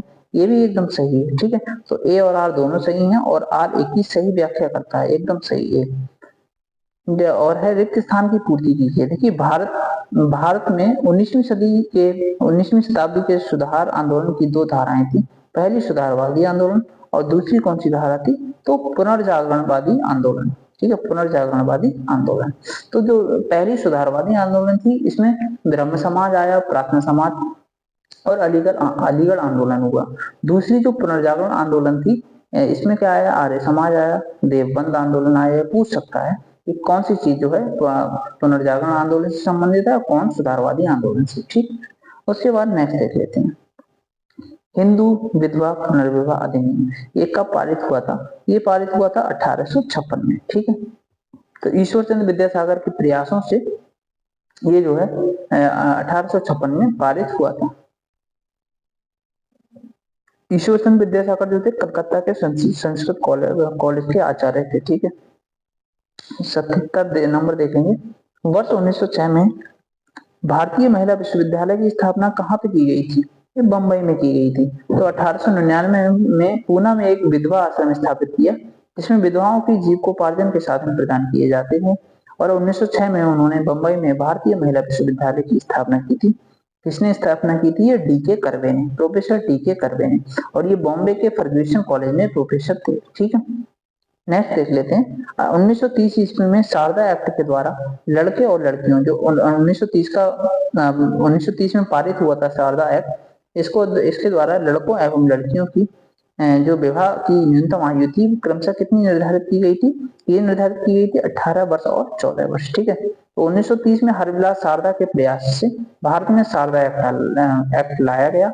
और ये हरविलास शारदा जो थे एक प्रख्यात शिक्षाविद थे, न्यायाधीश थे, जो अजमेर मारवाड़ से केंद्रीय विधानसभा के सदस्य भी रहे थे। ठीक है, नेक्स्ट देख लेते हैं, बंगाल सती रेगुलेशन 1829। रेगुलेशन 17 सबसे पहले बंगाल प्रेसिडेंसी में केवल बंगाल प्रेसिडेंसी में लागू किया गया। गलत है, केवल नहीं होगा यहाँ पे। ठीक है, ये केवल बंगाल प्रेसिडेंसी नहीं था, बल्कि ये तो थोड़े बहुत संशोधन के साथ जो है मद्रास और बॉम्बे में भी लागू किया गया था।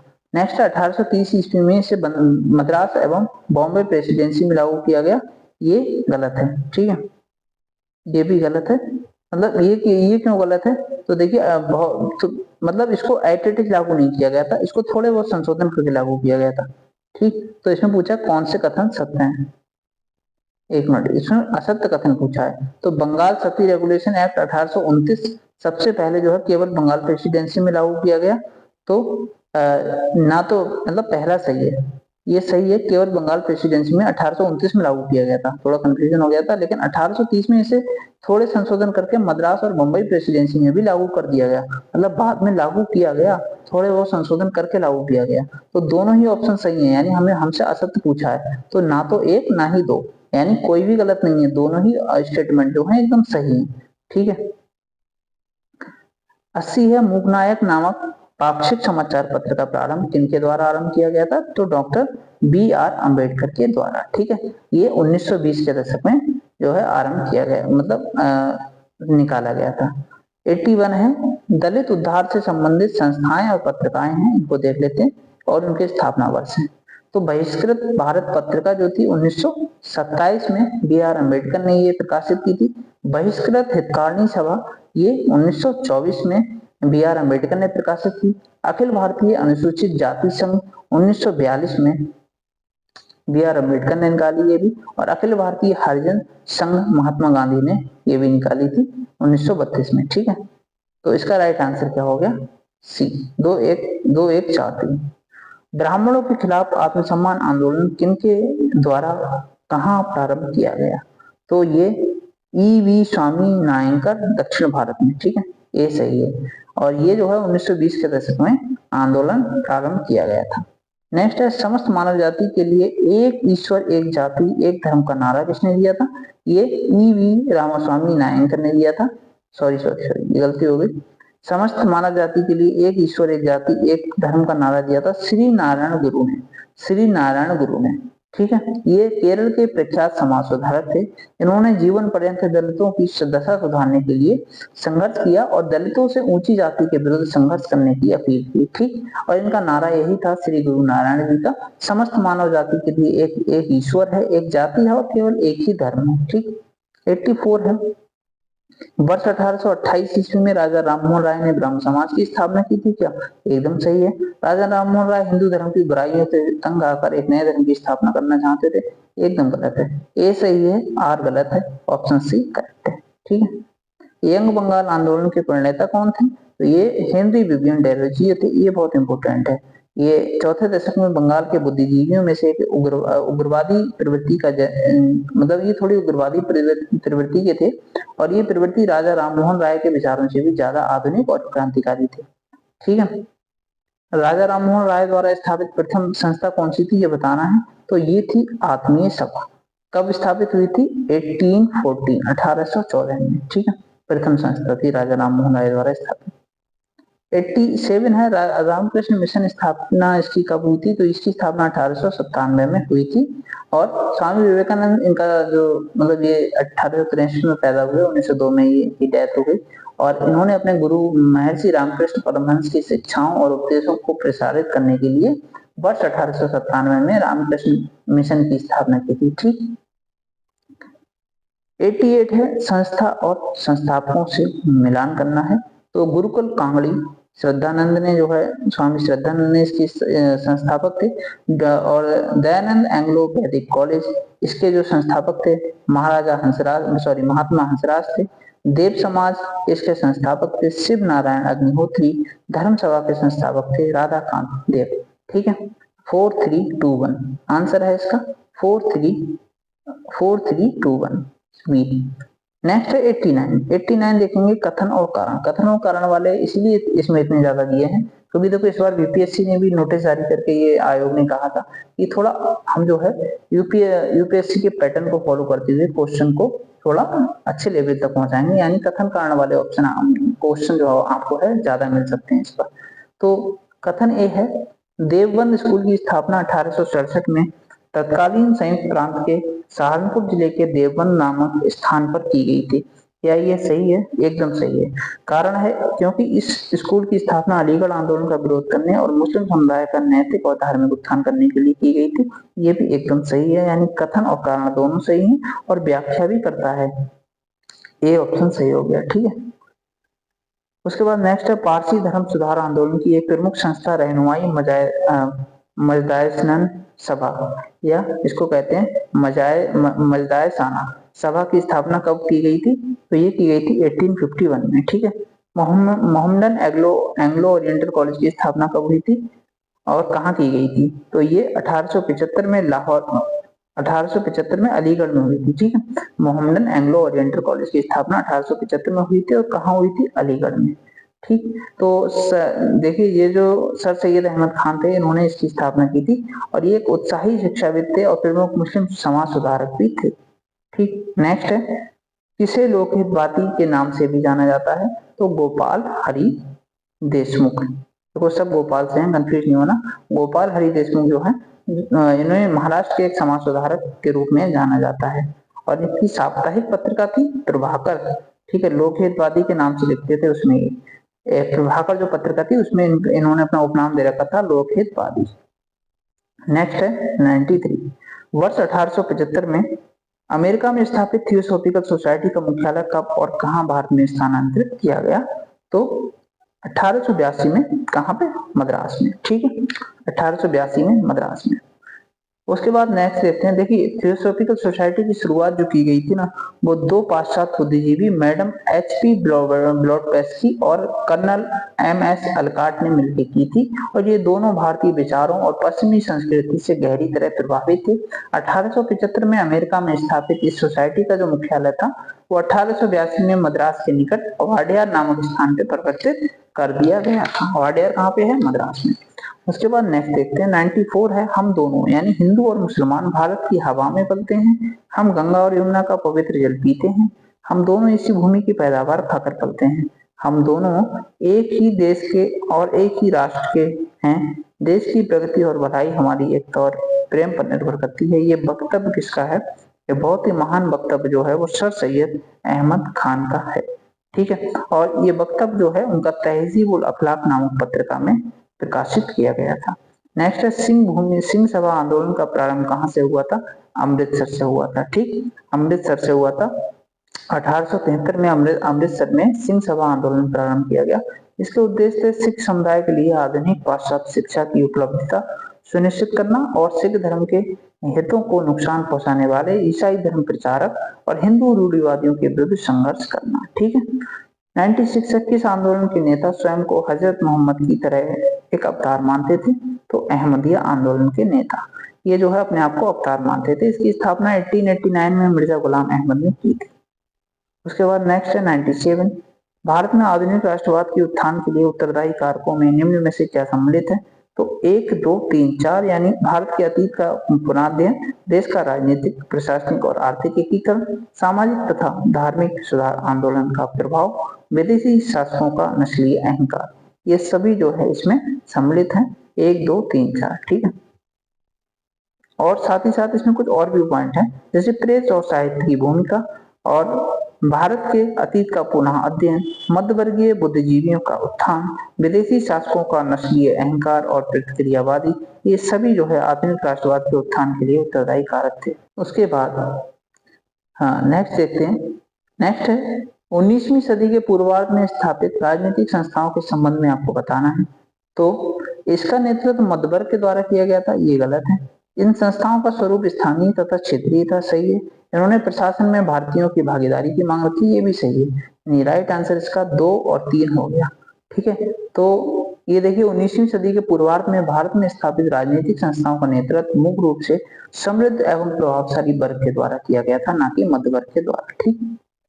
उसके बाद 99 है, भारत में गठित होने वाली राजनीतिक संस्था कौन सी है जिसने संगठित राजनीतिक प्रयासों का शुभारंभ किया? तो ये संस्था है जमींदारी एसोसिएशन, और जुलाई 1838 में जमींदारों के हितों की सुरक्षा के लिए लैंड होल्डर सोसाइटी यानी जमींदारी एसोसिएशन का गठन किया गया था। और बंग प्रकाशक सभा का, जो बंग भाषा प्रकाशक सभा है, ये जो है इसका गठन किया गया था 1836 में। परंतु जमींदारी एसोसिएशन को भारत की पहली राजनीतिक संस्था माना जाता है जिसने संगठित राजनीतिक प्रयास का शुभारंभ किया। इसने ही सर्वप्रथम अपने उद्देश्यों की पूर्ति के लिए संवैधानिक प्रदर्शन का मार्ग अपनाया, ठीक। उसके बाद 100 नंबर क्वेश्चन हमारा क्या है? तो ये है कि राजनीतिक संस्थाओं का स्थापना के वर्ष से मैच करना है।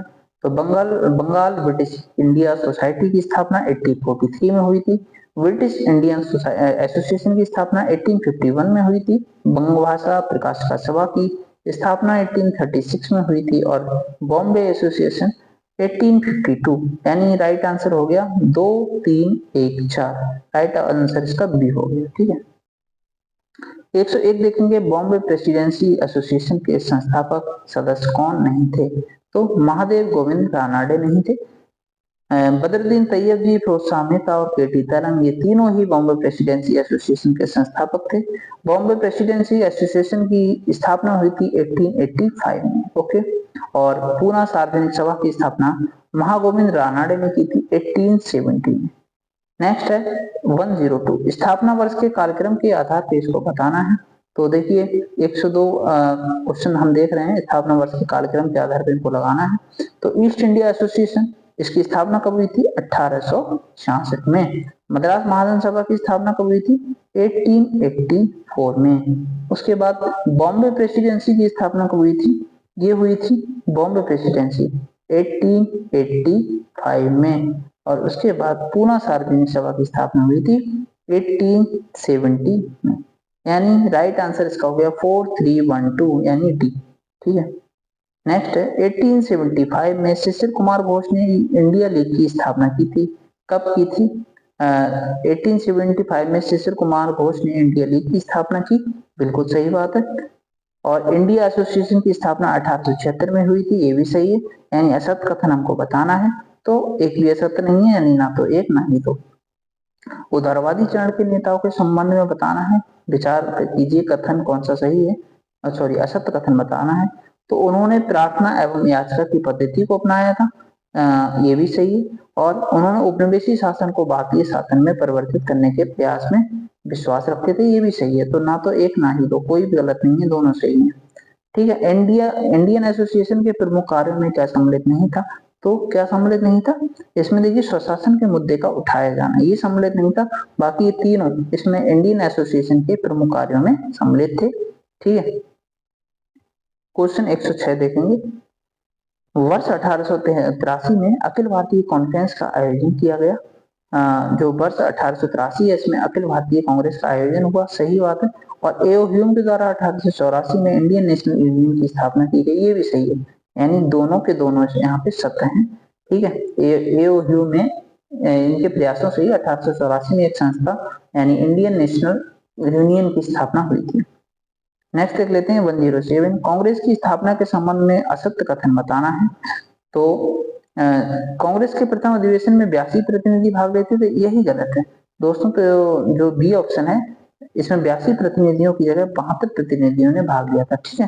बाकी और कथन जो है वो सब सही है, गलत कथन पूछा है हमसे तो ऑप्शन बी। क्वेश्चन 108 देखेंगे, प्रारंभिक चरण में भारतीय राष्ट्रीय कांग्रेस के उद्देश्य में क्या सम्मिलित था। तो इसमें क्या क्या सम्मिलित था, लोकतांत्रिक राष्ट्रवादी आंदोलन चलाना, सही है, ये भी सम्मिलित था। और आंदोलन के लिए मुख्यालय की स्थापना करना सम्मिलित था। आम जनता को राष्ट्रीय आंदोलन से जोड़ना सम्मिलित नहीं था। उपनिवेशवादी विरोधी विचारधारा को प्रोत्साहन एवं समर्थन देना, ये सम्मिलित था। तो राइट आंसर इसका क्या हो गया, 1, 2 और 4, बी ऑप्शन सही है। तो देखिए आम जनता को राष्ट्रीय आंदोलन से जोड़ना कांग्रेस के प्रारंभिक उद्देश्यों में सम्मिलित नहीं था। कांग्रेस के लक्ष्य और उद्देश्यों की हम डिटेल में बात करें तो लोकतांत्रिक राष्ट्रवादी आंदोलन चलाना इनका उद्देश्य था, भारतीयों को राजनीतिक लक्ष्यों से परिचित कराना और राजनीतिक शिक्षा देना, और आंदोलन के लिए मुख्यालय की स्थापना करना कांग्रेस का उद्देश्य था। उपनिवेशवादी विरोधी विचारधारा को प्रोत्साहन और समर्थन देना, एक सामान्य आर्थिक और राजनीतिक कार्यक्रम, देशवासियों को एकमत करना, लोगों की जाति, धर्म और प्रांतीयता की भावना से ऊपर उठकर उनमें एक राष्ट्रव्यापी अनुभव को जागृत करना और भारतीय राष्ट्रवादी भावना को प्रोत्साहन देना, इसका प्रसार करना, ये कांग्रेस के प्रमुख लक्ष्य और उद्देश्य थे। नेक्स्ट है 109, किस संस्था को भारतीय राष्ट्रीय कांग्रेस का अग्रदूत कहा जाता है। तो ये है इंडियन एसोसिएशन।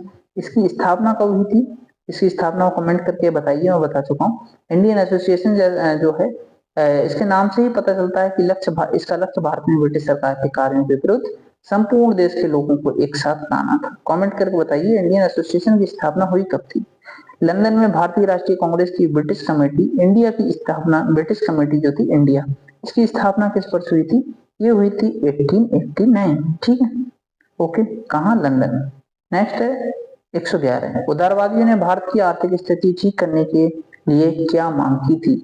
तो भू राजस्व में कमी करना, नमक कर का उन्मूलन करना और सैन्य खर्च में कटौती करना और स्वदेशी वस्तुओं का प्रयोग करना, ये सभी जो है मांगे थी उदारवादियों की। 1, 2, 3, 4 सही है, ठीक है, चारों सही है। नेक्स्ट है भारतीय परिषद अधिनियम 1892। ये देखिए जब हम लाइव क्लास लेते हैं ना, जिसमें हमारे 19 पार्ट आ चुके हैं अब तक, आप लाइव सेक्शन में जाइए चैनल के, वहां आपको सारे पार्ट मिल जाएंगे, प्ले लिस्ट भी मैंने बना रखी है। तो मैंने ये सारे अधिनियम उसमें डिस्कस किए थे, पार्ट 18 या 19 में, आप जाके देख सकते हैं, मैंने सारे पार्ट अच्छे से डिस्कस किए हैं। तो वहीं से देखिए क्वेश्चन है, भारत परिषद अधिनियम 1892 के प्रावधान में क्या सम्मिलित नहीं था। तो इसमें जो है गैर सरकारी सदस्यों को बजट पर संशोधन प्रस्ताव रखने का अधिकार दिया गया, ये इसमें सम्मिलित नहीं था, ठीक है। बाकी ये तीनों आप पढ़िए, ये सम्मिलित थे, ये डी वाला था, यही आंसर होगा इसका डी, ये सम्मिलित नहीं था। क्वेश्चन 113, सेफ्टी वॉल्व का सिद्धांत किसने प्रतिपादित किया था, ये आपके लाला लाजपत राय ने प्रतिपादित किया था, ठीक है। 113 का आंसर हो गया ए। उसके बाद कांग्रेस को राष्ट्रद्रोहियों की संस्था किसने कहा था, ये 114 का आंसर है आपका सी, डफरिन ने, ठीक है।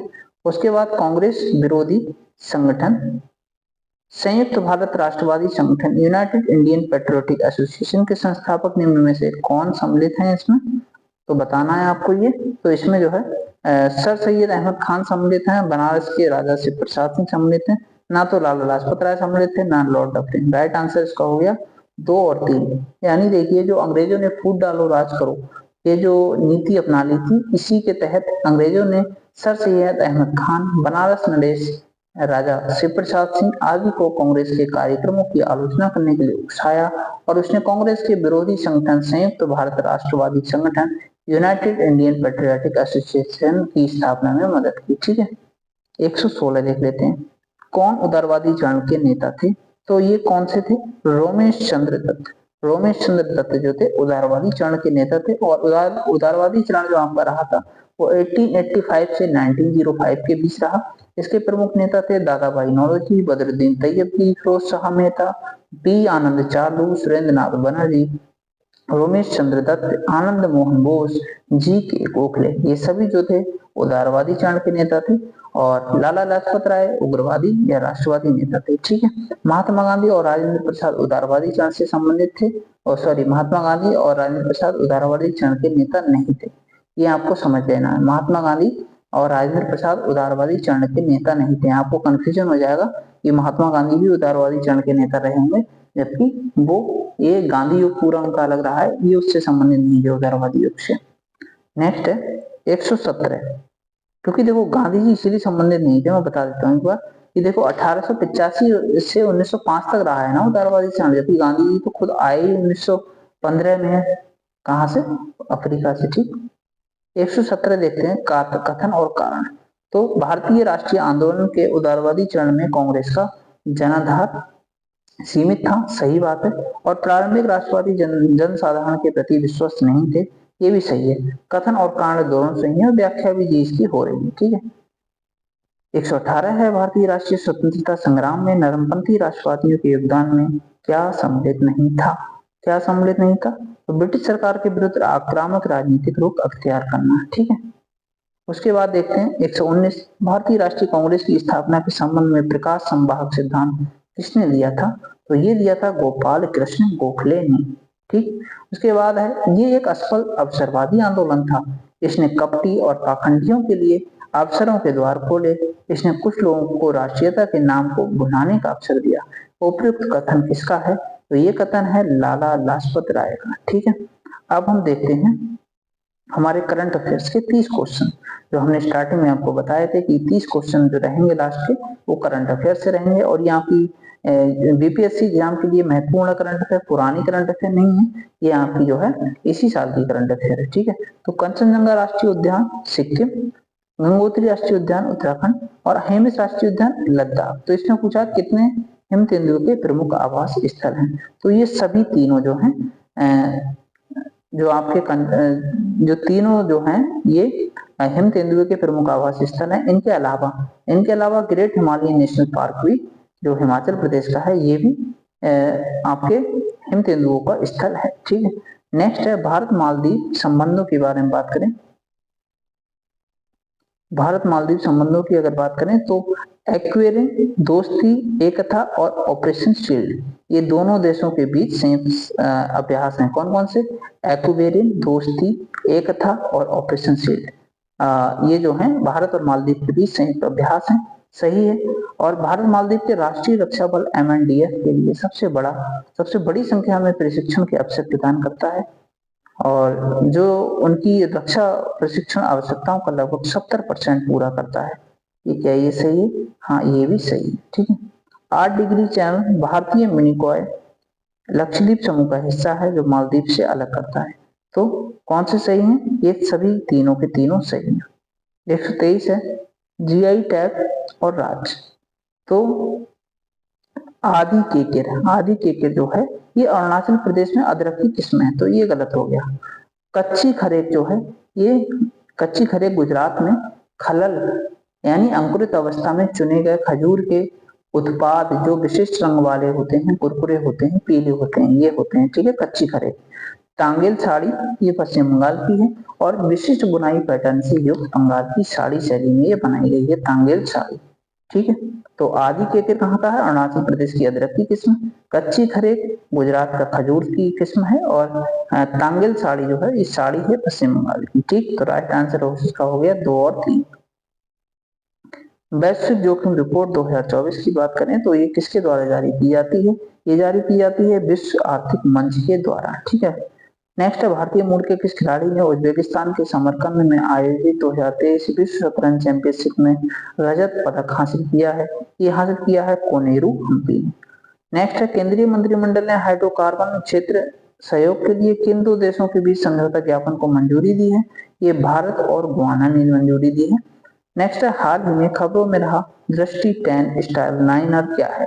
ये क्या है? ये भारतीय नौसेना का स्वदेशी UAV यानी कि मानव रहित हवाई वाहन है। ठीक है, अनमैन्ड एरियल व्हीकल।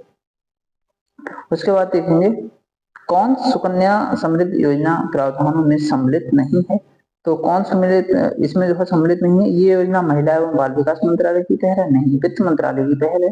और ये जनवरी 2024 तिमाही के लिए इसकी ब्याज दर 8 से 8.9% की गई है, ये भी गलत है, ये 8.2% की गई है। यानी पहला और दूसरा जो है इसमें सम्मिलित नहीं है, 3 और 4 इसमें सम्मिलित है। 3 और 4 में क्या दे रखा है, इस योजना का उद्देश्य कन्याओं के लिए लघु निवेश प्रदान करना है और इसका उपयोग शिक्षा और शादी के खर्चों को पूरा करने के लिए किया जाएगा। सही है। 2015 में बेटी बचाओ बेटी पढ़ाओ योजना के तहत इसको शुरू किया गया, ये भी सही है। हमको पूछा है कौन सा सम्मिलित नहीं है, तो पहला और दूसरा सम्मिलित नहीं है। राइट आंसर इसका हो गया सी। क्वेश्चन 129, द्रौपदी मुर्मू जो हमारी राष्ट्रपति जी हैं, इन्हें 9 जनवरी 2024 को घुड़सवारी के लिए किस महिला खिलाड़ी को अर्जुन अवार्ड से सम्मानित किया इन्होंने, तो इन्होंने जो है किसको सम्मानित किया है, दिव्य कीर्ति सिंह को। ठीक है, दिव्य कीर्ति सिंह को। तो घुड़सवारी में 41 साल के बाद भारत को स्वर्ण पदक दिलाने वाले दिव्य कीर्ति सिंह राजस्थान के नागौर जिले की निवासी हैं और पहले मार्च 2023 में अंतर्राष्ट्रीय घुड़सवारी फेडरेशन के द्वारा नारी ग्लोबल ड्रेसेस रैंकिंग में दिव्य कीर्ति सिंह एशिया में नंबर 1 और विश्व में 14वें स्थान पे रही हैं। नेक्स्ट है संयुक्त सैन्य अभ्यास और उनके आयोजन स्थल के बारे में आपको बताना है, देश और स्थल।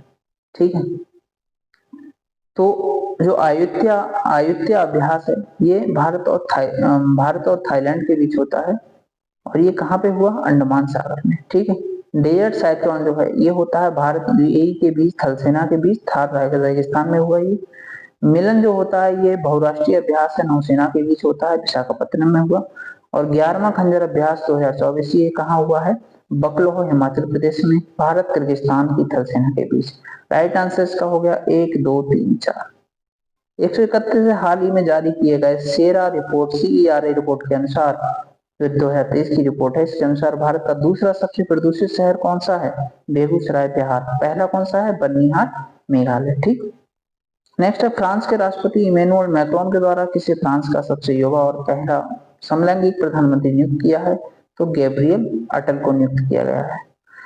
ऐप और जारीकर्ता के बारे में बताना है, तो एनकोर ऐप किससे संबंधित है, निर्वाचन आयोग से।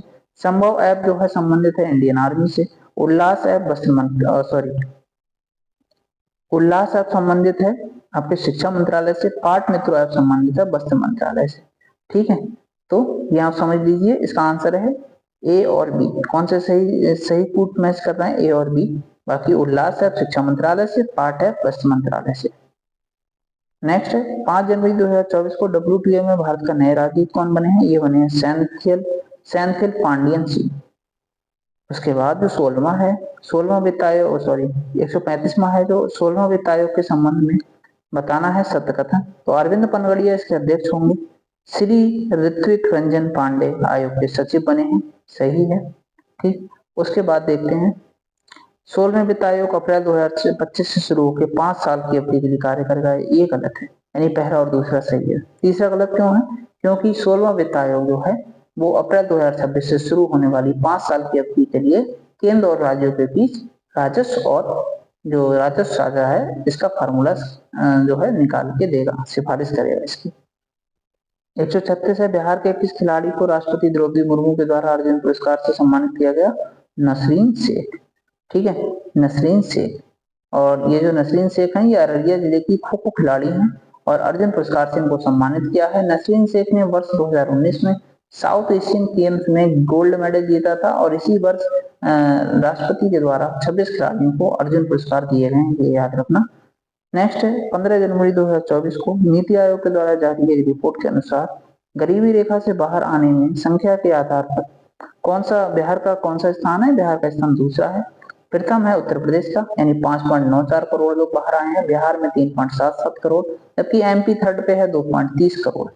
यानी 2005 से 2005-6 से 2019-21 के बीच बिहार में 44.52% आबादी बहुआयामी गरीबी से बाहर आई है और ये सेकंड नंबर पे है। 138 है किस जिले में बिहार का पहला घड़ियाल व कछुआ के लिए प्रजनन केंद्र बनाने की घोषणा की गई है, ये कहाँ पे बन रहा है, पश्चिमी चंपारण में। ठीक है, तो पश्चिमी चंपारण के बेतिया में गंडक नदी में बिहार का पहला घड़ियाल व कछुए के लिए प्रजनन केंद्र बनने की घोषणा की गई है। राजस्थान, मध्य प्रदेश, उत्तर प्रदेश के ट्राई जंक्शन के पास चंबल नदी पर राष्ट्रीय अभियान के बाद अब जो है गंडक नदी में भारतीय घड़ियाल के लिए दूसरा सफल प्रजनन स्थल बनाया गया। नेक्स्ट, हाल ही में स्वच्छता सर्वेक्षण रैंकिंग 2023 जारी की है। इसमें 1 लाख से अधिक आबादी वाले शहरों में पटना की ऑल इंडिया रैंकिंग बताइए, तो ये है 77वीं। 140 है, राज्य के किस जिले में गौतम बुद्ध के महान शिष्य जो थे भिक्षु धम्म छाया की प्रतिमा का अनावरण किया जाएगा। तो इनका पूरा नाम है भिक्षु धम्म छाया। इनका जो है कहाँ पे इनकी प्रतिमा का अनावरण किया जाएगा? आरा भोजपुर में। तो इनके बारे में समझ लीजिए। आरा के बढ़ारा प्रखंड के अंतर्गत खजुरिया पंचायत के अमरपुर मरकटिया जो कारीसात जगह है, यहाँ पे गौतम बुद्ध के शिष्य धम्म छाया जी की चिता स्थल परिसर में उनकी प्रतिमा का अनावरण किया गया है। धम्म छाया जी थाईलैंड से भारत भ्रमण करने आए थे और बाद में ये सारनाथ वाराणसी में रहने लगे। फिर मुगलसराय स्थित बाबा अवधूत भगवान दास के आश्रम में रहने लगे थे। हाल ही में जारी किए गए बिहार जाति सर्वेक्षण 2023 के आंकड़े के अनुसार अन्य पिछड़ा वर्ग और अत्यंत पिछड़ा वर्ग की मिलके जो राज्य की कुल आबादी है, इनका कितना प्रतिशत है ये? तो ये 63% है। ठीक है, यानी बिहार जाति सर्वेक्षण आई है 2023, इनके द्वारा जारी आंकड़े जो जारी किए गए हैं, कुल जनसंख्या जो है बिहार की 13.07 करोड़ है, इससे कुछ अधिक है, जिसमें अत्यंत पिछड़ा वर्ग 36% है और अन्य पिछड़ा वर्ग 27.13% है, जो सामूहिक रूप से 63% बनता है। ठीक है, 142 है, दुनिया की सबसे ऊंची प्रतिमा statue of wisdom JP Ganga Path के किनारे स्थापित की जाएगी। ये निम्न में से किसकी प्रतिमा होगी? तो ये प्रतिमा जो होगी वो राजेंद्र प्रसाद की होगी। इनके बारे में समझ लीजिए, भारत के प्रथम राष्ट्रपति थे और 243 फीट की इनकी प्रतिमा होगी। गंगा घाट के नजदीक बनाई जाएगी और गुजरात की स्टेचू ऑफ यूनिटी से भी ऊंची इनकी प्रतिमा होगी। नेक्स्ट है 143, बिहार इलेक्ट्रिक वाहन कॉन्क्लेव और एक्सपो का आयोजन कहाँ किया गया है? तो इनमें से कोई नहीं, तो कहाँ पे किया गया है? पटना में। ठीक है, ये समझ लीजिए पटना में। और मुख्यमंत्री जी ने घोषणा की कि 2 इलेक्ट्रिक कारें हम भी खरीदेंगे। ठीक है, 144 है, क्या है? हाल ही में किस देश ने ब्रिक्स से अलग होने का निर्णय लिया है?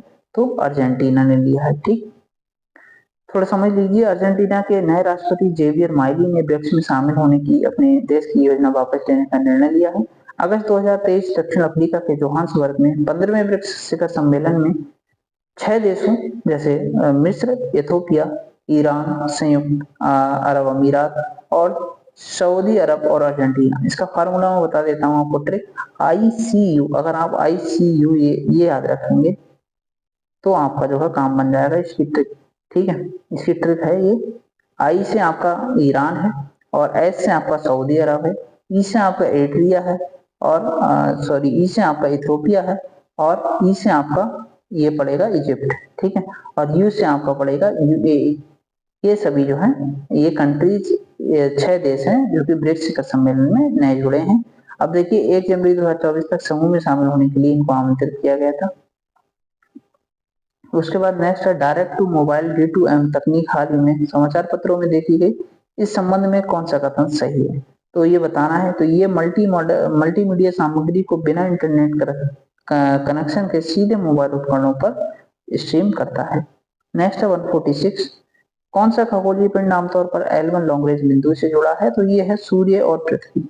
ठीक है, उसके बाद देखते हैं एक्स-रे पोलरीमीटर सैटेलाइट मिशन के संबंध में बताना है, कौन सा कथन असत्य है? 1 फरवरी 2024 को इसरो ने अपने पहले एक्स-रे पोलरीमीटर सैटेलाइट मिशन का सफल परीक्षण किया, क्या ये सही है?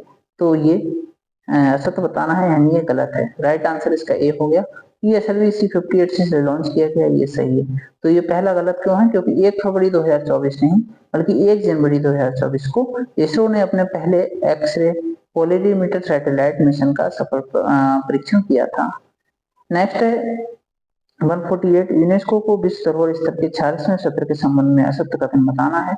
तो इसका राइट आंसर बी है, यानी भारत दूसरी बार यूनेस्को की विश्व धरोहर समिति की अध्यक्षता नहीं बल्कि पहली बार ही कर रहा है। ठीक है, प्रथम बार ही अध्यक्षता कर रहा है, बाकी सभी सही है। असत्य कथन पूछा है तो बी हो गया।